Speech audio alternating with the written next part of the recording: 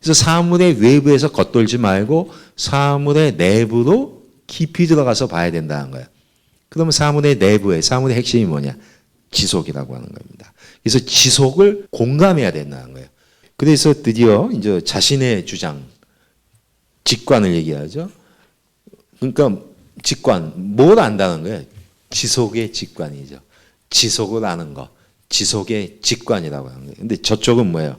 그 정지의 분석이죠. 근데 이거는 이제 지속의 직관입니다. 그러니까 사물의 내부로 들어가서 이때의 사물의 내부 핵심은 바로 지속이죠. 그것을 파악해서 그것을 공감하는 것, 그것이 바로 직관이라고 하는 겁니다.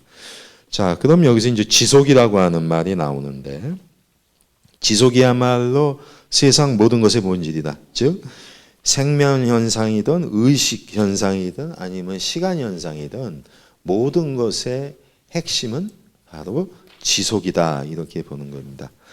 지속은 그럼 뭐냐? 지속은 계속이라고 놓고 보면 두 가지예요. 계속 변화하면서도 계속 유지되는 거. 계속 변화해가면 다 달라지겠잖아요. 그러면서도 달라지지 않는 거. 그 모순적으로 표현, 달라져가면서도 달라지지 않고 유지되는 거. 그런 어떤 상반된 어떻게 보면 중도적 표현이 바로 지속이에요. 세상은 그런 거라는 거죠. 끊임없이 변화하고 달라져가지만 그래도 유지되는 건 있다는 그런 거죠. 그래서 이것이야말로 사물의 본질이라고 하는 거고, 그리고 이것은 일단 지속은 변화가 기본이기 때문에 이거는 반성 이전에 의식이 직접 나타나는 거. 그러니까 제임스식으로 하면 순수 경험이라고 볼 수 있죠. 이론적 지성을 통해서 이론으로 정지시켜서 분단되기 그 이전의 것이라는 얘기예요. 그리고 계속 변화하면서도 자기를 유지하는 것. 이게 지속에 대한 괜찮은 정의라고 볼 수 있습니다. 계속 변화하면서도 자기는 유지해가는 그런 거예요.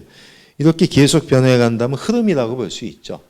그래서 제임스는 그래서 사고의 흐름을 얘기했는데 제임스도 바로 이런 흐름과 같은 것을 얘기한다고 볼 수 있습니다.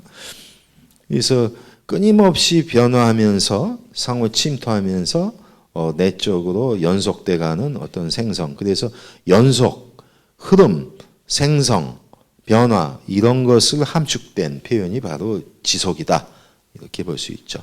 그래서 연속적 흐름이고 그래서 끊임없는 변화의 흐름 그런 거죠. 현대 철학을 이해할 때의 괜찮은 키워드가 흐름이란 말이에요. 흐름. 그러니까 그래서 불교가 많은 것을 현대 철학과 논할 수 있다는 얘기예요. 불교는 제가 전 시간에 얘기했잖아요. 식은 기본적으로 식은 유다 했고 이것이 아레아식에 가면은 완전한 흐름으로 드러나고 그렇듯이 현대 철학도 다 흐름으로 보는 겁니다. 흐름으로. 묘하게도 지금 제임스하고 베르그성이 유사한 얘기를 하는 거예요. 다 흐름이 실상이라고 하는 겁니다. 그런데 소위 과학에서의 인식은 뭐냐? 이렇게 지속이라고 하는 실상, 변화하면서도 유지되는 어쨌든 기본적으로 변화의 흐름인데 이것을 고정화하는 것에 불과하다는 겁니다. 하지만 생명의 본질은 바로 지속이다 하는 거예요. 지속은 뭐예요? 계속 변화하면서도 자기를 유지하는 그런 거. 그래서 재밌게도 공간과 시간을 자기식대로 이제 생각을 합니다. 공간과 시간은 다르다는 얘기예요. 다르다는 겁니다. 한마디로 얘기하면은 시간은 질적인 거라는 거예요. 근데 질적인 걸 얘기하면 다 다를 수밖에 없지. 다양하잖아요, 성질들은. 그런데 공간은 뭐예요? 양적인 거죠. 양적인 거예요. 한마디로 얘기하면은. 그래서 시간은 질이기 때문에 이질적인 겁니다. 그 성질들이 다 다양하다는 얘기고 공간은 굳이 질로 얘기하면 다 동질적인 거라는 겁니다. 다 동질적인 거. 그래서 시간을 질적이라는 얘기는 서로 이질적이기 때문에 어떤 균등한 성질로 양화, 수량화하기가 불가능합니다. 시간이라고 하는 거는. 이때의 시간은 여러분 시간 하면 시계 보시죠? 그게 뒤에 나오는 과학의 시간이라고 하는 거예요. 근데 이거는 제대로 된 시간 현상이 아니라고 보는 겁니다. 시간을 공간화한 것이 우리가 시계 시간 같은 거예요. 그렇죠? 그러면 진짜 시간은 뭐예요? 불교에서 보듯이 그런 겁니다. 마음이 시간인 거지. 마음은 흘러가고 시간도 흘러가죠. 사실 여러분 보세요. 그 우리가 찰나라고 표현하죠. 그거는 뭐 이렇게 탕 튕기는 것에 한 60분의 1 정도 이런 아주 짧은 중국말로 하면 순간이고 일찰나인데 일찰나를 뭐라고 표현합니까? 념이라고 쓰죠. 념. 념은 생각이고 마음이에요. 그러니까 불교가 묘한 거예요. 그러니까 찰나, 순간 하면은 아주 물리학적 시간 단위라고 아주 짧은 시간이라고 생각하시지만 맞는데 불교는 기본적으로 그게 한 찰나가 일념이라 한 생각이 짧지만 머무는 그 찰나가 일념이 일찰나라고. 그러니까 여기서 분명한 건 뭐예요? 시간과 마음을 분리하지 않고 간다는 얘기죠. 불교는 베드구성도 마찬가지. 이 사람이 시간 얘기라는 거는 마음과 의식을 얘기한다고 보시면 돼. 그 시간을 조금 단순하게 설명하면 이런 거예요. 시계 시간이 있고 마음 시간이 있다고. 사실 그렇습니다. 시계 시간은 물리적으로 이렇게 분단화돼서 공간화되잖아요. 공간화되니까 이게 균질로 나뉘어지죠. 1시간은 60분, 1분은 60초 이렇게 해서 딱딱 분단화가 되잖아요. 그게 바로 시계 시간인데 마음 시간은 어떻게 됩니까? 이거는 그렇게 분단화가 안 돼. 흐름이다 보니까. 그리고 이거는 정말 질적으로 다양합니다.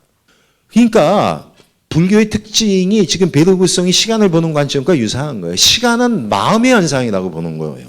불교는 언제나 그래왔어요. 그래서 일찰나가 일념이었는데 이제 근대 물리학이 등장하면서 시계 시간이 나온 거지.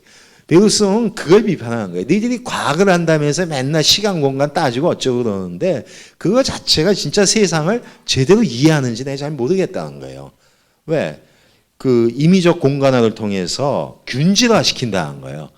왜? 공간으로 가면 균질화가 되죠. 다 똑같은 성질로 되죠. 게다가 시계 성질은 똑같죠. 시계 시간이도 하면 1시간은 누구한테나 다 똑같습니다. 여러분한테 60분, 나한테 60분, 여러분한테 60분은 다 똑같은 60분이에요.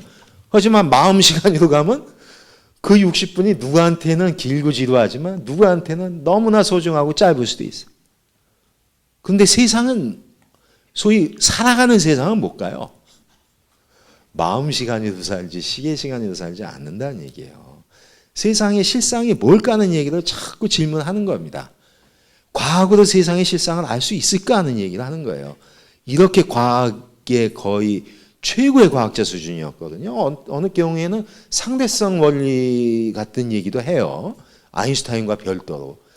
당시 최고의 천재라고 했던 거예요. 베드구성이. 과학의 최고였고. 그런데도 이 과학만 가지고 세상을 알 수 없다. 지성의 과학이 아니라 어떤 지속의 공감 이걸 통해서 세상을 알 수 있다는 얘기입니다.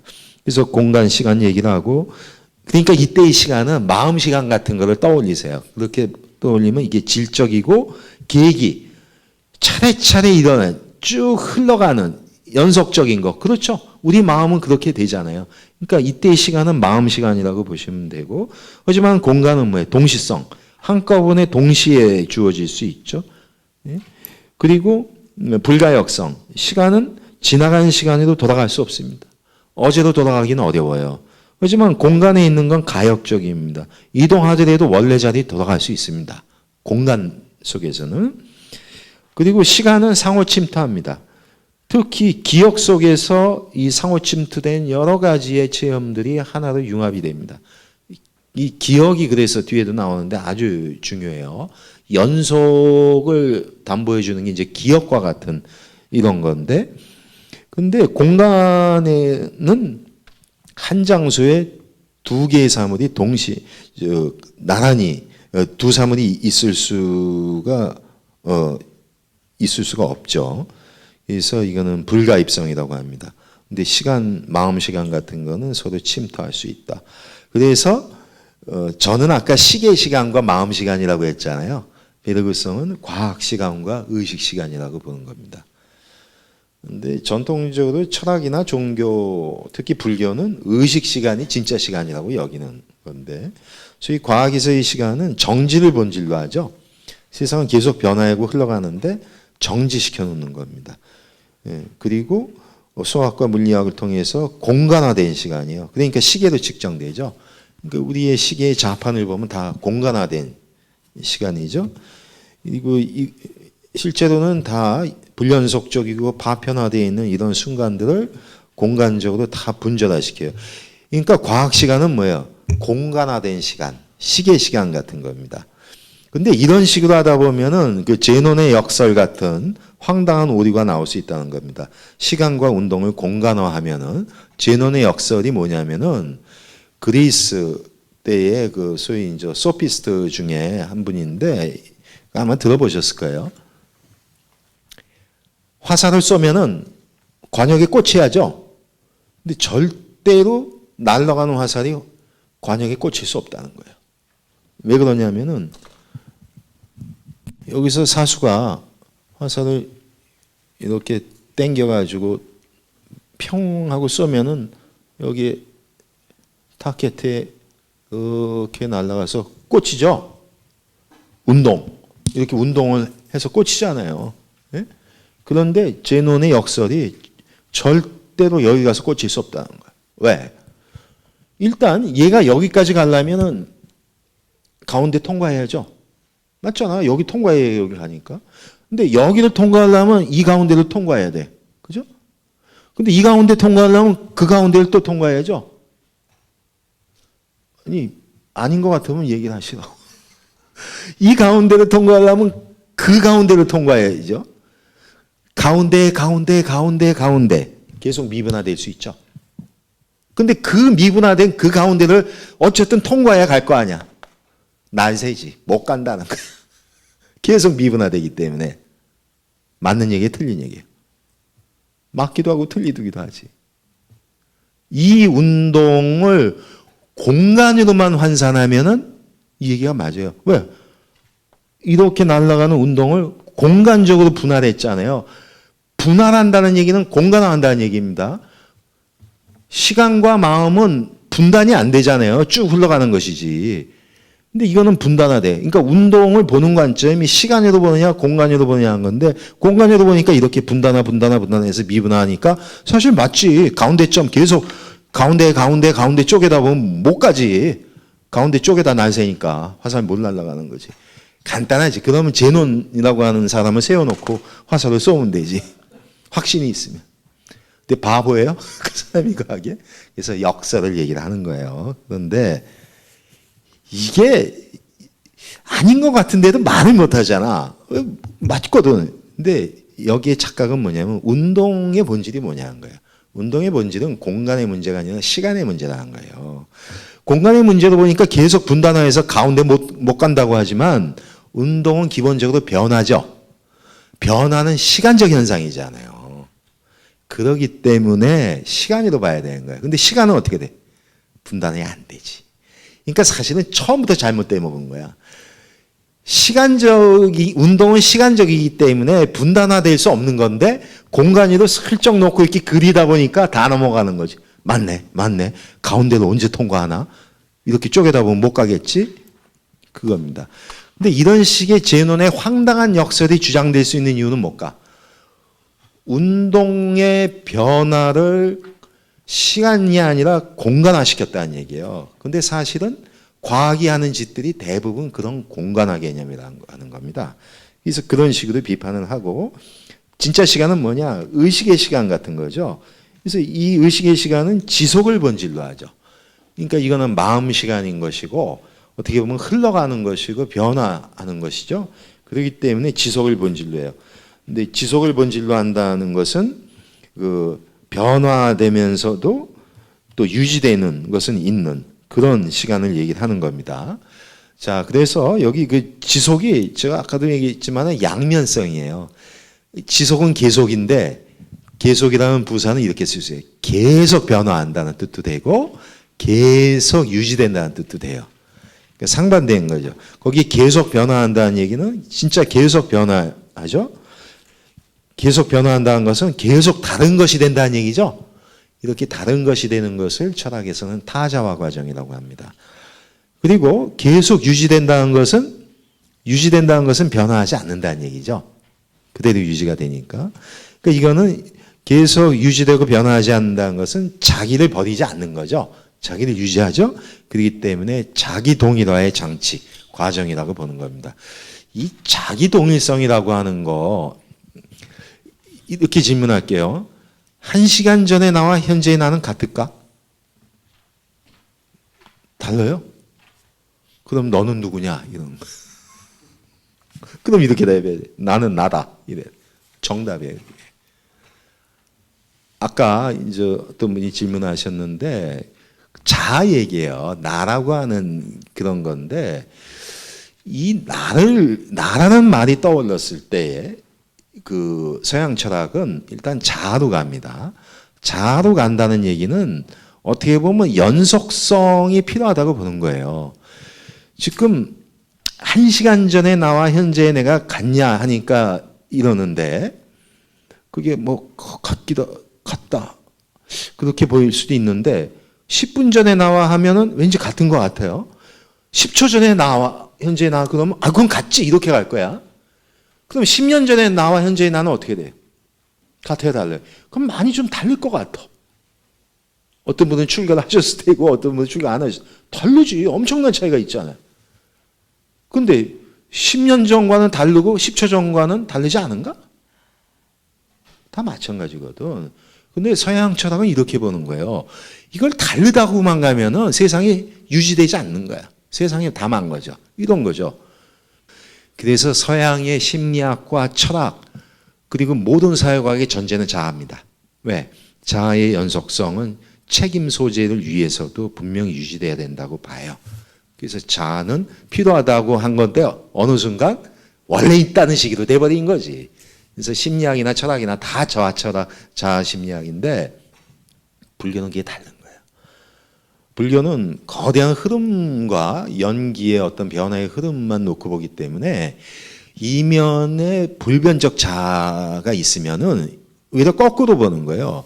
불교는 종교이고 수행이잖아요. 수행을 통해서 달라져 가는 거 얘기를 하는 거야. 그래서 출가 이전과 출가 이후가 다르고 출가하고 나서도 1년, 2년이 달라져 가면서 좀 더 완성된 인간을 향해 가서 달라져 가야 되는 거 아니야. 그 얘기를 해요. 근데 자아라는 건 뭐야? 아까 서양에서는 변화하지 않아야 될 필요성 때문에 자아가 필요하다고 한 거거든. 불변해야 되니까. 한 달 전에 그놈이 변화됐다고 해서 그때 내가 아니라고 하면 안 되니까 불변을 상정을 하는 거예요. 근데 불교는 거꾸로 변화가 우선이라고 보는 거예요. 아니 수행을 해서 달라져 가야 되는데 비구가 수행자가 수행을 통해서 하루 이틀이 달라져 가야 되는데 그게 아트만과 같은 불변의 자아가 있다면 달라질 게 없잖아. 다 그놈이 똑같은 자아가 되니까. 그러니까 그건 인정할 수 없다는 거예요. 그러니까 서로 관점이 다른 거지. 그러니까 나와 자아를 볼 때에는 맥락을 잘 보셔야 되는 겁니다. 근데 지금 여기서는 그래서 이거 자기 동일화 때문에 그러는데 서양 철학이나 심리학에서는 자기 동일화가 꼭 필요하다고 본 거예요. 왜? 한 달 전에 나와 현재의 내가 다르다 하면 황당하니까 다르지 않음을 보장해주는 개념이 자아라고 하는 겁니다. 그들한테는. 아니 쉽게 얘기하면 뭐예요? 한 달 전에 나는 나냐. 지금도 나는 나고 한 달 뒤에도 나는 나일 테니까 그 나가 바로 자아라고 하는 거고 자아는 나에게 있어서 불변의 근거가 되는 거예요. 그걸 자기 동일화라고 그래. 자기 동일화. 쉽게 얘기하면 뭐예요? 나는 나다라고 계속 얘기할 수 있는 그 나야. 그러니까 한 달 전에 나와 현재의 나와 한 달 후의 나를 다 같은 나라고 할 수 있는 동일한 나라고 할 수 있는 그 장치. 그 자기 동일화의 장치를 서양은 자아라고 봤던 겁니다. 그런데 지금 베르그송은 뭐냐면은 그게 자아를 하나의 실체처럼 원래 있다는 식으로 지성을 통해서 상정할 필요 없다는 거예요. 세상의 실상이 양면적이기 때문에 세상의 모든 것들은 지속으로 봐야 된다. 다 계속 변화하지만 계속 변치 않고 나름 자기를 유지해가는 것들은 있다는 거예요. 근데 여기서 유지하는 것만 꽂혀가지고 자기 동일성을 실체화해서 자아라는 놈이 원래 있다. 그따위 주장하지 말라는 거예요. 세상의 실상인 지속 자체에 자기 유지 기능이 분명히 있다는 거예요. 그러니까 이런 거지. 계속 변화하고 조금씩 달라져 가면서도 유지되는 그 어떤 거. 그게 인간인 거. 근데 그걸 굳이 자아라고 부를까? 근데 자아는 너무 소위 딱딱한 개념이라고 보는 거죠. 그래서 지속이라고 봐야 된다는 거예요. 지속이라고 하는 상당히 어떻게 보면 유연한 그런 개념입니다. 그래서 종래에 이제 자기 동일화의 장치를 하면은 자아를 떠올린 거예요. 한 달 전에 나는 나고 한 달 뒤에도 나는 나고. 그러니까 적어도 1년 전에 잘못을 저질렀다면 그때의 나와 현재의 나는 같으니까 너는 처벌받아야 돼. 그런 자기 동일화의 장치가 서양 전통 철학에서는 자아라는 개념이었다고. 그런데 베르그송은 그 자리에 자아라는 자리에 뭘 넣어요? 기억을 넣는다고. 맞는 거 아니에요? 아니, 한 달 전에도 나는 나, 현재도 나는 나라고 하는데 한 달 전 기억하세요? 기억이 돼야 그때 나와 같다고 할 수 있지. 근데 그 기억 묘한 거예요. 어제 저녁 뭐 드셨어요? 갑자기 기억이 잘 안 나. 왜? 사실은 기억은 엄청난 편집이 들어가는데 어쨌든 기억이야말로 현재까지 이어오는 사고의 내용이죠. 이것만이 나의 연속성을 보장해 줄 수 있는 거예요. 이거를 일체적 개념으로 추상적으로 설정해서 자아라는 놈이 있어서 걔가 한다는 게 아니고 사실 그런 자아가 어딨냐는 거야. 기억의 흐름만 있는 거죠. 베르그송이 그 얘기를 하는 거예요. 그러니까 여태까지 자기 동의라는 필요하다는 거야. 내 속에서 내가 유지되는 것이 없다면 되게 황당한 상황이 되니까. 근데 그 유지해주는 자기 동의의 장치가 구태여 자아일 필요는 없다는 거예요. 기억 가지고 된다는 얘기를 하는 겁니다. 그래서 기억이야말로 변화를 거꾸로 거슬러 올라가서 자기를 유지해 주는 거예요. 그러니까 그 기억이야말로 지속을 보여주는 대표적인 장치라고 볼 수 있죠. 이게 이제 저장, 유지인데 알라야식이 이게 아주 잘 맞죠. 알라야식은 흐름이고 동시에 저장의 개념이 있습니다. 업종자는 저장되면서도 흘러가요. 저장되니까 어떻게 돼? 자기 원래 그런 것들은 저장이 되니까 유지는 되지. 그러면서 흘러가죠. 계속 변화해 가는 거예요. 그러니까 베르그송이 지속이라고 얘기했던 그것은 알라야식의 본질과 딱 들어맞습니다. 흘러 변화해 가면서도 저장 유지돼 가는 거. 그게 알라야식의 본질인데 지금 이거를 베르그송은 지속이라고 표현을 하는 거죠. 그러니까 표현은 달라도 이게 진짜 놀라운 분들이 보면 실상이 보이는 거예요. 세상을 어떻게 봐야 되느냐 하는 문제이죠. 그래서 또 모순된 개념을 결합합니다. 창조와 진화를 결합해서 창조적 진화를 얘기를 해요. 요새 특히 미국 같은 경우에는 창조론과 진화론자가 싸우죠. 그래서 뭐 생물학 교과서에 뭐 창조론 넣자. 근데 한국도 덩달아서 뭐 일부 그러는데 그래서 창조론과 진화론은 양립될 수 없다. 근데 이미 100년 전에 베르그송이 창조적 진화라는 책을 써버렸어. 창조와 진화가 결합돼 버렸죠. 근데 이때 창조는 하나님의 천지 창조 같은 게 아니에요. 어떤 변화를 얘기해요. 자, 그래서 여전히 생명의 본질은 지속인데 지속은 변화하면서도 변화하지 않는 거죠. 변화하지 않고 자기를 유지하는 경우가 있는데 변화한다는 얘기는 계속 달라져 간다는 거죠. 없던 것이 새로 생겨나는 거잖아요. 변화니까. 그래서 이걸 창조라고 한 겁니다. 소위 변화를 창조라는 말로 돌려서 얘기한 거예요. 없던 것이 생겨나고 새로운 것이 나오니까. 그래서 생명의 지속에는 종단면으로 보면 분명히 창조를 통해서 새로운 것이 나오는 변화가 분명히 있다. 하지만 변화하지 않는 것도 있다. 횡단면으로 보면 진화인데 같은 것이 이어져 가는 측면이 있다. 횡으로 흘러가죠. 그러니까 그 수직으로 떨어지는 물이라기보다는 횡으로 흘러가는 강물과 같은 이런 건데 이런 횡으로 흘러가는 거. 어떤 자신의 기본은 유지돼 가면서 변화하는 그런 진화가 그거죠. 그러니까 종이 진화한다는 얘기는 환경에 대한 적응 또는 환경에 대한 그 잘 대응을 통해서 그 자신의 종을 유지해 가죠. 근데 똑같이 가는 건 아니죠. 왜? 환경에 적응한다는 것 자체가 변화된 거죠. 환경은 변화하잖아요. 변화된 환경에 적응한다는 얘기는 같이 변화를 따라가는 거지. 그 진화한다는 얘기는 변화가 전제되어 있는 겁니다. 상황과 환경의 변화에 맞춰서 자기도 변화해 가면서 자신의 종은 변치 않고 이어져 가야죠. 그러니까 진화라고 하는 건 이어져 간다고 보는 거예요. 이어짐이 중요한 거다. 그래서 자신을 유지해 가는 거라고 보는 거죠. 그래서 창조적 진화, 창조는 어떻게 보면 새로운 것이 나오고 변화해 가는 것이기 때문에 끊어져 가는 것이라고 볼 수 있죠. 그때그때 다른 것이 나온다고 보면은 이렇게 보면 불연속이죠. 그런데 진화라고 하는 것은 쭉 자신의 본성을 이어가는 연속이라고 볼 수 있습니다. 자, 그래서 이런 불연속적 창조 능력을 자유라고 볼 수 있는 겁니다. 창조라는 게 그거잖아요. 새로운 것을 만들어내는 거기 때문에. 그래서 이걸 창조이고 이것이야말로 자유라고 보는 거예요. 새로운 것, 새 것이 만들어지는 변화이기 때문에. 근데 이런 생명의 자유 능력에 있어서 최고는 인간이라고 보는 겁니다. 그러니까 생명의 본질은 다 지속인데 그중에 창조로서의 자유의 기능은 인간이 가장 발달되어 있다고 보는 거예요. 인간이야말로 가장 자유로울 수 있는 존재이고 그걸 통해서 창조적 존재라고 얘기를 하는 거고, 근데 생명의 그 본질 지속 중에 진화는 이어져가는 연속이죠. 이건 생명이 계속 유지돼가는 그런 능력이에요. 이런 거에 있어서는 인간과 동물과 식물을 나눴을 때 식물이 가장 최고로 뛰어나다고 보는 겁니다. 실제로 그렇죠. 수명도 뭐 수천 년 단위가 될 수 있고 그 유지 능력에 있어서는 훨씬 더 뛰어나다고 볼 수 있죠.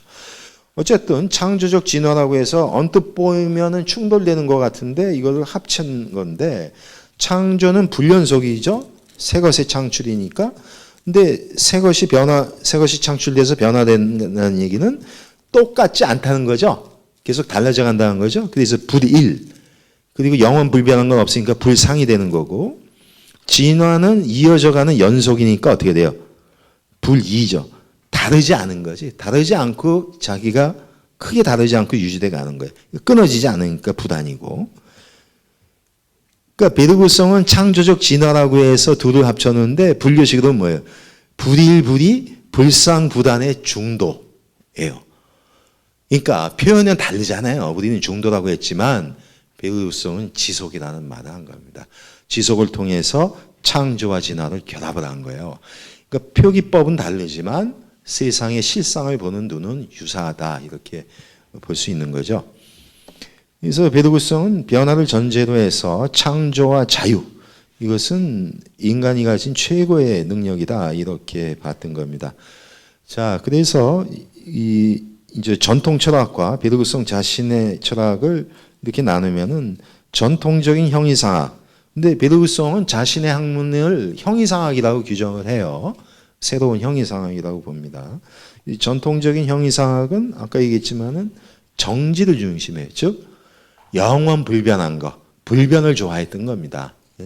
그래서 영원 불변한 게 우주 속에서 찾으면 신이 되는 거고 내 속에서 찾으면 자아가 되는 거고, 이런 불변, 그러니까 정지를 중심으로 했던 것이고, 그리고 정지가 존재라는 건데 뭐냐면은 존재, 있음이죠. 뭐예요? 진짜로 있는 게 뭐냐는 거예요. 정지하고 있는 게 진짜로 있는 것이라고 보는 겁니다. 진짜로 있는 것은 움직이지 않고 있는 게 진짜로 있는 거라는 거예요. 정지되어 있고 변화되지 않는 거, 이게 진짜로 있는 거예요. 이게 이제 종교학에서는 궁극의 실제, ultimate reality라고 하는데, 궁극의 실제, 진짜로 있는 것은 뭐냐? 변치 않고 있는 게 진짜로 있는 것이다, 이렇게 생각한 겁니다. 그래서 불변, 정지, 이게 대표적인 게 신, 자아 같은 거죠. 그래서 이런 걸 중심으로 했어요. 근데 베르구성이 볼 때 이거는 지성을 중심에 놓고 모든 걸 공간화시키고 물질 위주이고, 그리고 운동을 부정하죠. 부동의 정지, 어떤 불변, 이런 것을 향해 갔다 하는 거고, 이거는 너무 시각 중심이라고 하는 겁니다. 시각 중심으로 해서 아까 우리 서양 전통 철학의 대표 개념 이데아라고 했잖아요. 모양이죠. 그 동사가 이데인, 본다는 말이죠. 그러니까 플라톤이 얘기했던 본 모양, 원형, 이런 것들은 상당히 시각 중심의 배경에서 나왔다는 것이고, 이렇게 시각 중심은 공간 중심일 수밖에 없죠. 그러다 보니까 지성을 통해서 다 획일적으로 분단화시키는, 그리고 불변성을 지향하는 그런 거였다는 거예요. 그것에 비해서 베르그송 자신은 정지가 아니라 반대로 운동을 중심에 놓는다. 그러니까 운동, 변화 이런 것을 지향하는 거죠. 그래서 운동이 존재다. 진짜로 있다는 것은 바로 운동하고 변화하는 것이라고 보는 겁니다. 그러면은 정지는 뭐냐? 운동하고 있는 것을 추상적으로 정식시켜 놓은 것이라는 거예요. 추상적 산물이라는 겁니다. 그래서 운동 속에서 벌어지는 역동적인 기능들 이런 것을 강조하고요. 사유 능력에 있어서는 지성이 아니라 직관. 직관은 성격상 공간적인 것이 아니라 시간적이고 생명의 핵심인 지속을 공감할 수 있는 능력이라고 그랬어요. 그러다 보니까 이거는 시각 중심이 아니라 눈 중심이 아니라 마음 중심이죠. 그러니까 세상을 시간을 볼 때에도 마음 시간이라고 그랬지 않습니까? 그래서 이렇게 마음과 시간을 중심으로 한다. 즉 변화를 인정하고 변화와 운동 속에서 세상을 보겠다 하는 그런 발상입니다. 자, 이것을 종합적으로 이제 불교하고 다시 한번 비교를 하면은 그 베르그송이 자신의 사상과 전통 사상은 지성 중심이고 자신은 직관 중심이라고 했는데 이거를 불교식으로 보면 이 지성의 방식이 불교식으로 보면 분별심 같은 거죠. 다 분단화시켜 놓고 획일적으로 쪼개가는 방식이잖아요. 근데 그것에 반대로 일심은 어떻게 보면 원초적인 통합적 마인드죠. 기신론으로 보면은 생멸심과 불생불멸심, 심진여와 그러니까 심진여와 심생멸이 있는데 그게 일심으로 통합이 되죠. 그러니까 그때 이런 통합, 통일의 뜻도 있지만 중도의 뜻도 있는데 일종의 중도적 통합인데 그런 분별심과 일심의 어떤 차이다 이렇게 볼 수 있습니다. 지성의 방식은 분절화된 각자의 상대적 관점을 실체적으로 절대화시킨다, 통일화시킨다는 거죠. 인위적으로. 근데 분별심은 불교에서 보면 이제 망심이고 일체 유심이라고 할 때 유심은 망심입니다. 허망한 마음으로 모든 걸 지어낸다 하는 얘기인데 이게 이제 일수사견의 비유가 여기 잘 맞아요. 그 사실 물은 하나인데 일수사견 네 가지가 그저 천상에 계신 분이 보면은 그 물이 다 보배가 되는데 그 지상의 인간이 보면은 이제 음료수로 먹으면 돼요. 근데 바다의 물고기는 자기 사는 집이 되고, 하지만 아귀가 보면 이제 피고름이 되는 거고, 하나의 물이 사견이 될 수 있다 하는 이런 거죠. 그러니까 각각 입장에서 다 상대화돼서 분절화시켜가는 분별의 마음인데, 그거에 비해서 베르그송이 자신 입장이라고 하는 직관은 미분화된 것이죠. 미분화된 전체, 원초적으로 미분화된 전체를 통합적으로 보는 것. 그게 바로 이제 지속을 공감하는 거라고 했죠. 지속의 공감이라고 그랬습니다. 근데 이건 불교식으로 보면은 이때의 직관은 그 불교의 관에 잘 맞죠. 특히 지관할 때의 관, 본질을 뚫고 보는 거죠. 그래서 이게 이제 반야의 직관 같은 건데 이때의 관은 어떻게 보면은 무심, 무분별심이 무심이잖아요. 그러니까 이런 분별 이제 베르그송식으로 보면 어떤 지성의 방식인데 그런 것을 놓는 것. 그래서 하나로 보는 일심. 그러니까 사견이지만 일수로 볼 줄 아는 그런 능력이죠. 그리고 도노할 때 돈하고도 좀 통할 수 있어요. 돈이라고 하는 것은 통째로 남김없이 한 번에 한순간에 이렇게 본다는 얘기인데 통째로 본다는 얘기는 전체를 본다는 거고 남김없이 본다는 얘기는 쪼개지 않는다는 얘기죠. 분할하지 않는다는 거고 한 번에 본다는 얘기는 연속으로서 본다는 얘기죠. 한순간에 본다는 건 이제 직관이라고 하는 거죠. 그래서 사실은 뭐 표현 방식은 좀 달라도 그 베르그송이 얘기하는 직관은 어떤 돈, 관 이런 것과 통할 수 있다. 그리고 시간 이거는 유사할 수밖에 없죠. 기본적으로 의식 시간, 불교에서는 마음 시간이라고 보니까. 그래서 금강경에서 뭐 과거, 현재, 미래 거기다가 어디다 점 찍을 수 있냐. 그 유명한 그 덕산화상 얘기죠. 그래서 금강경에 대가잖아요. 덕산 스님이. 그래서 이제 법과량 하러 이제 씩씩대고 간 거 아니야. 그냥 뭉개주겠다. 근데 절에 올라가기도 전에 박살난 거지. 이제 점심 먹으려고 점심 먹고 내가 올라가서 끝내주리라 했는데 이 동네는 사하천에 범상치가 않아. 주막 자체가. 그러니까 딱 보니까 알지. 아이고 금강경 애들이 이게 얘기하잖아요. 과거신 불가득, 현재신 불가득, 미래신 불가득인데 점심 달라고 그러잖아. 거기 어디다가 점을 찍으시려고 나한테 점심 달라고. 점 찍을 데가 없잖아요. 밥도 못 얻어 먹었지. 초전박살이라고 하는 거야 이게. 그러니까 이게 사실은 시간을 불교는 마음의 현상으로 보기 때문에 마음은 흐름이니까 흘러가는 강물을 분단하거나 거기다가 어떻게 점을 찍어요. 강물에다가 점 찍으려고 하면 바보라고 그러지. 근데 중생은 그 짓을 한다는 얘기예요. 그래서 이렇게 보면은 그 시간을 마음으로 보는 유사한 관점이 있고요. 소위 그 동일성이라고 하는 거. 자기 동일화의 장치를 서양은 아주 소중하게 봐서 그걸 자아가 그 역할을 한다고 했는데 베르우스는 그게 별거 아니다. 자아가 아니고 기억이라고 하는 현상이 그것을 해주는 것뿐이다 라고 하는데, 그럼 불교에서 보면은 이런 동일성이라고 하는 건 뭐냐, 사실 불교에서 보면 엄밀한 의미에서의 동일성, 완전히 똑같은 건 세상에 하나도 없죠. 그래서 저는 그 분필 얘기를 했는데 이 마이크를 보세요. 5초를 보고 있으면 5초 동안 똑같은 마이크죠. 하지만 마이크 1, 마이크 2, 마이크 3이 다 다르다는 거예요. 왜? 모든 거는 다 변화해 가잖아요. 무상하고 다 변화해 가죠. 아주 미세하지만 이 사물 속에서의 여러 가지의 변화가 일어나겠죠. 아니 그러면 이 물체보다 제가 낫겠네. 저를 보세요. 한 3초만 보시라고. 3초 동안은 똑같은 김종욱이를 보는 것 같죠. 그런데 여러분이 보는 저의 육체적인 겉모습은 60조 내지는 100조 개의 체세포로 되어 있습니다. 근데 이게 하루에도 수천 개의 체세포들이 새로 생겨나고 사라지고 이렇게 합니다. 그러면은 심하게 얘기하면은 한 5초 동안에 적어도 몇 개의 체세포는 달라져 갔겠죠. 그러면 1초 단위로 보더라도 김종욱 1, 김종욱 2, 김종욱 3 계속 있어요. 사실은 여러분이 5초를 봐도 1, 2, 김종욱 1, 2, 3, 4, 5 이걸 보는 거예요. 이 연속을 본 거지. 그러니까 엄밀하게 보면 뭐예요? 유사한 것만 본 거야. 김종욱 1과 김종욱 5가 유사하니까 같다고 생각을 하죠. 여기서 더 나가면 어떻게 돼? 유사한 것은 똑같다고 가는 거야. 이렇게 가면 동일성이 나와요. 근데 사실 그런 의미에서 완전한 동일성은 세상에는 없습니다. 유사한 것들이 있고 인간은 이 유사한 것들을 동일한 것이라고 추상화시킨다는 얘기예요. 이게 불교 얘기입니다.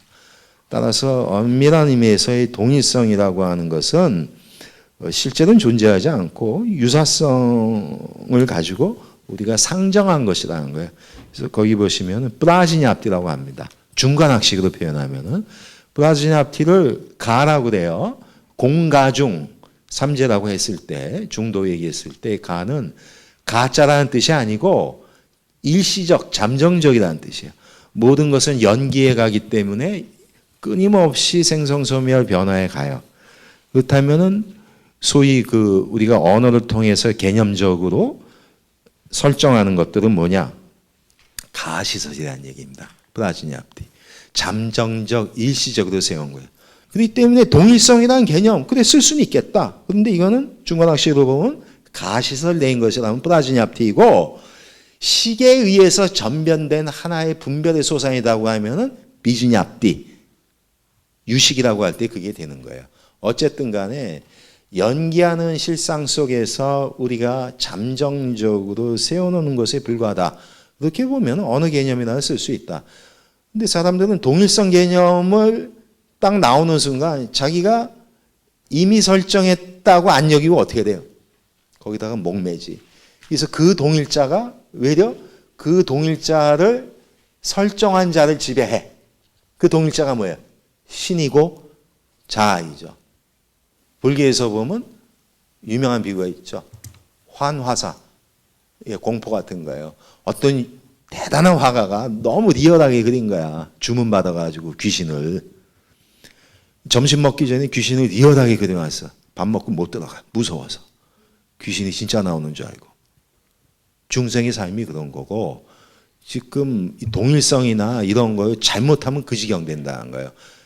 그림을 그린 거 아니에요. 그러니까 어떻게 보면 지어낸 거죠. 동일성 또는 자아, 신 다 그렇게 지질이 편해서 해놨는데 그러고 나니까 그거 없으면 미치서 못 사는 거지. 그리고 걔가 날 지배해. 그 귀신과 그 그림이 나를 지배한다고. 날 지배하니까 무서워서 못 들어가잖아요. 덮칠 것 같으니까. 근데 옆에 사람이 보면 웃기는 거지. 쟤 왜 저러고 사나. 근데 그렇게 산다는 겁니다. 중생이 그렇게 살고 비로소이 볼 때는 전통적 철학이라고 하는 것이 세상의 실상은 다 변화해 가면서도 나름 유지되는 게 있는데 이 유지되는 것을 자기 동일성이라고 해서 자아 같은 것이 꼭 필요하다는 식으로 이렇게 세워놓고 가는데 그리고 또 과학은 다 모든 변화를 공간화시켜 놓고 분절화하는데 그래서 세상을 알겠냐 하는 얘기입니다. 세상, 특히 생명의 본질은 지속이고 그것에 대해서 공감하는 것이 세상의 핵심을 다가가는 것이지 지성을 통해서 분단해서는 안 된다 하는 거고요. 이거는 어떻게 보면 이제 불교가 보는 세상을 보는 기본적 관점과 상당히 통할 수 있다 이렇게 볼 수 있습니다. 예, 오늘 강의는 여기서 마치겠습니다.